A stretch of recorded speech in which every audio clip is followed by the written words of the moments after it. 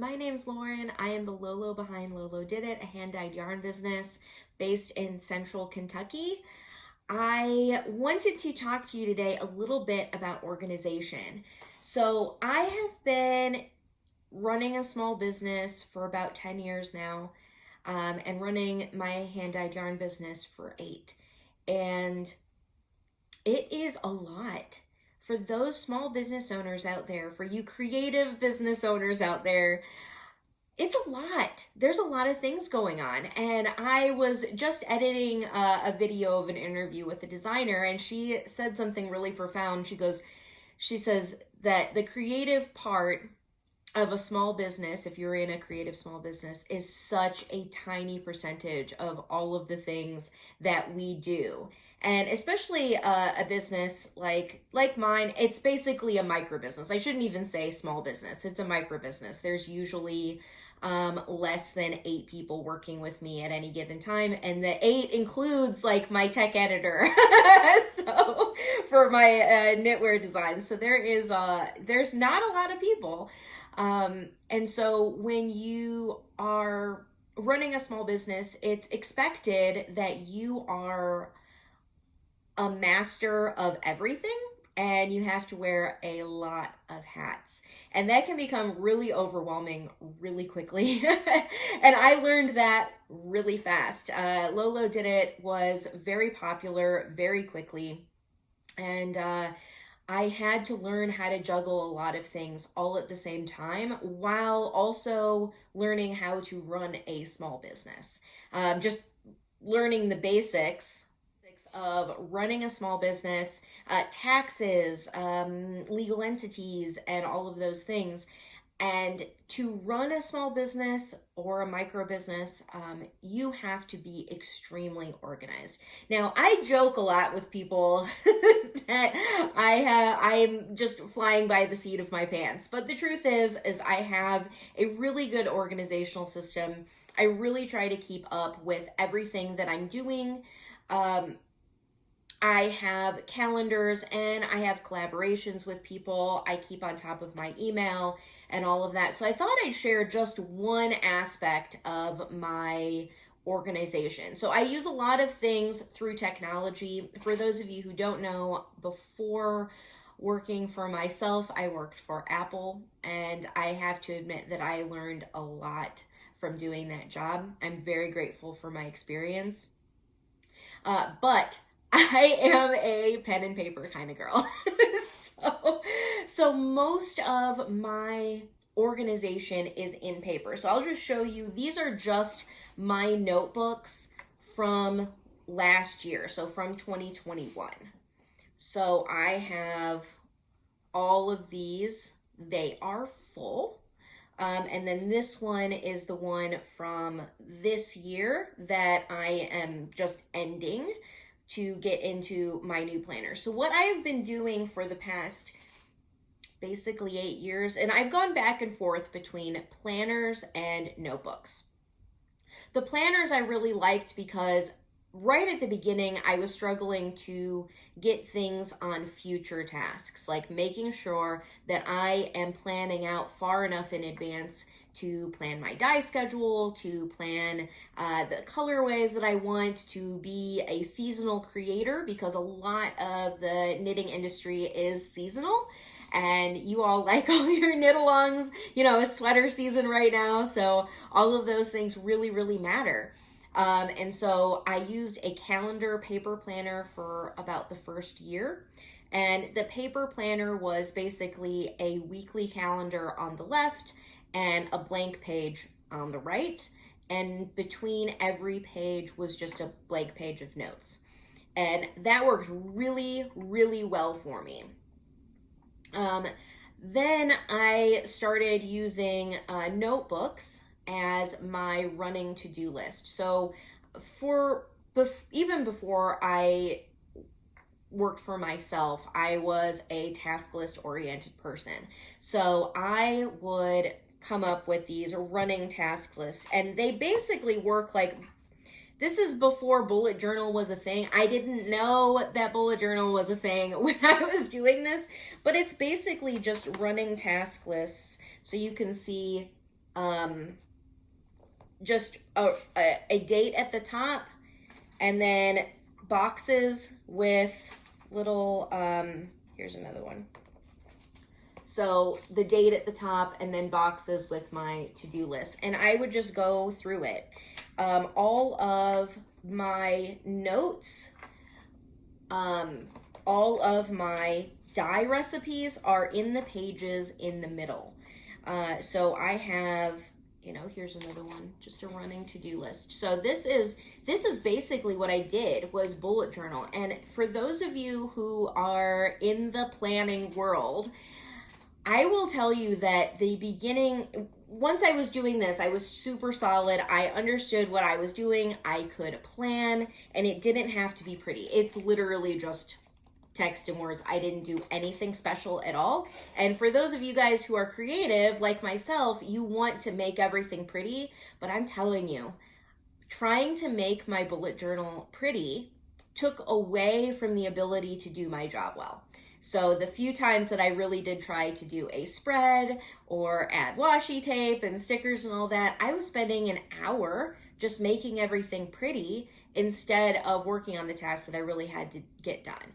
And if we want to prioritize as creative businesses, we have to really think about what we're spending our creative energy and time on. Now, if that's your thing, if this is like what you are doing, this is what brings you joy, and it's making you money, all of that stuff. But for a lot of us, I think I've heard this so many times, we are intimidated by not having a pretty bullet journal. Don't be. You don't have to be like everybody else. You don't have to make it pretty. You can make it really functional. And so that's what I've been doing for years and years. Even like this is really funny. This is one of my patterns that I started writing. This is, let's see, Birdie the Bunny. So you can see I just use the pages as they come along. And then the next time I need to make a task list, I just make a new task list. This one's really tiny. Just make another task list and move the tasks that are old forward. So I kind of just, as I use up the pages, I keep on moving it forward. So this is how I've been doing it for a really long time. And as you can see from a whole bunch of notebooks, that it's been working really well for me. The past 3 years have been, I am gonna say like 2.5 years. It's been a struggle. We were going nuts at the end of 2019. 2020 came around, and it was a really, really busy year, but a lot of my future plans fell through because a lot of people had a lot of changes. So a lot of designers that I worked with had a lot of changes going on. And so a lot of my future plans started falling through. And I had to get creative on how to keep going without having those future plans going. So again, I used my to-do list.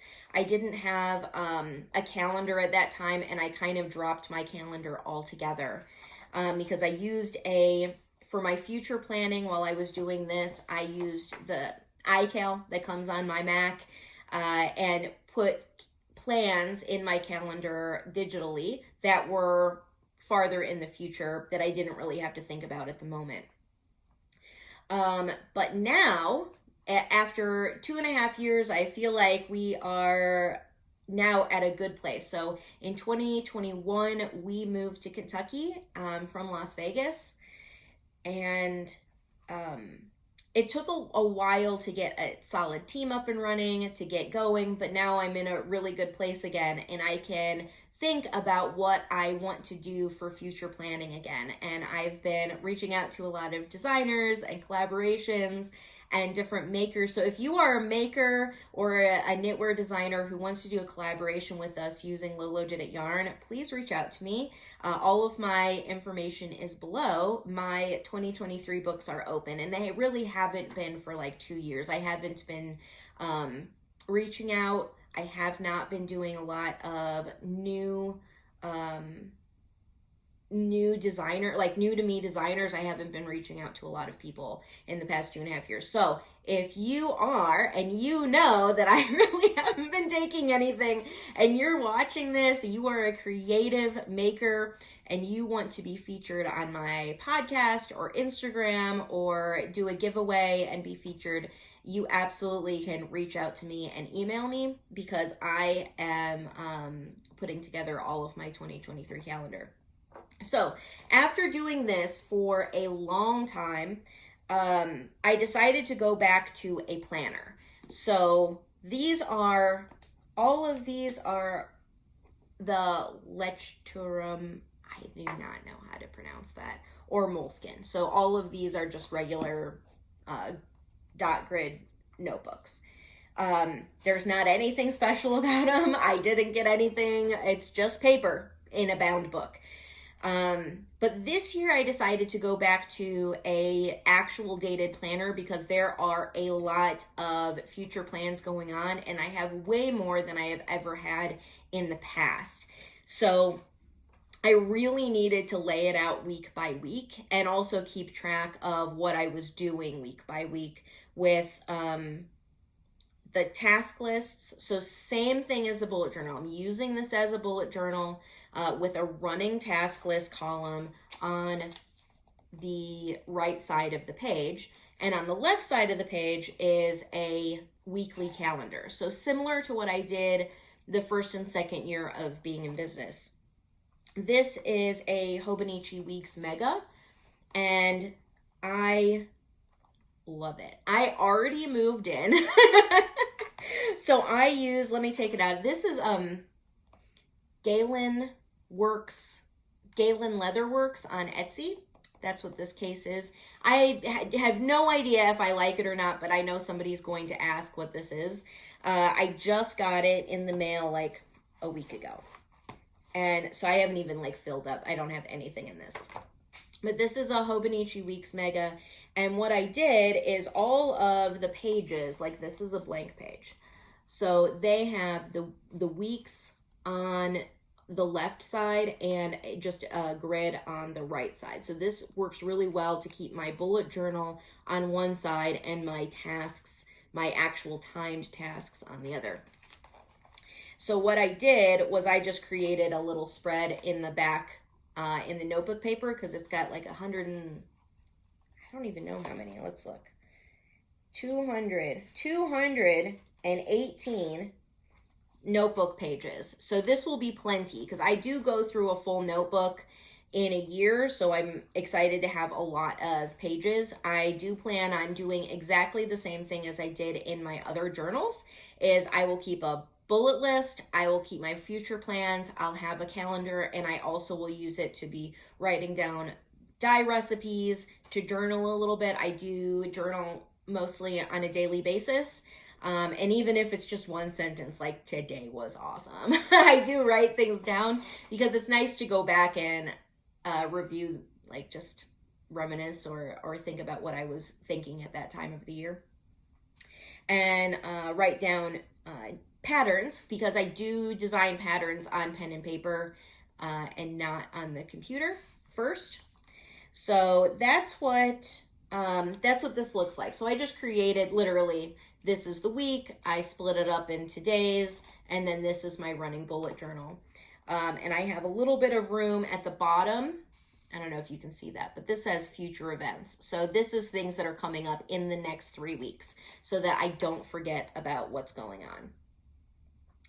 And so that has been working out really, really well. I have been using this for a few weeks now, basically like 3 weeks, and I am really enjoying the layout, because it's keeping me a little bit more organized and a little bit more on top of things. It's busy. It's busy running a small business. It's busy staying organized, and it's hard to do it right. But I have been using this really well. So I wanted to do a little video, that's why I'm doing this, to share with you my journey on organization systems, and to let you know that it's okay if you don't make it pretty. It's okay if you like doing it in paper, and it's also okay if you like doing it in digital. And I have both. My future plans are in a digital calendar, and on here, just so that I can see what's popping up and I have alerts for things. So like if I have a design collaboration coming up in 3 weeks, my computer alerts me to let me know that I had better get those kits ready. So the computer is helpful for alerts, and the paper is helpful to just keep with me all the time and not constantly being on my phone. My phone, for those of you guys who have followed me for a while or are in my community, you probably hear this a lot, but my phone was becoming a huge problem for me, especially between 2020 and 2021. The amount of notifications were actually giving me panic attacks. Yeah, it's a real thing. And so I shut it off. I shut off all of the notifications on my phone. You can see, so I have been talking to you guys for 15 minutes. I'm sure things are going on Instagram and the LOLODIDIT community, and you know, hopefully I got a sale between then. So there's no notifications showing up on my phone, and that keeps my sanity level good. And also it keeps me from picking up my phone if I have something on paper.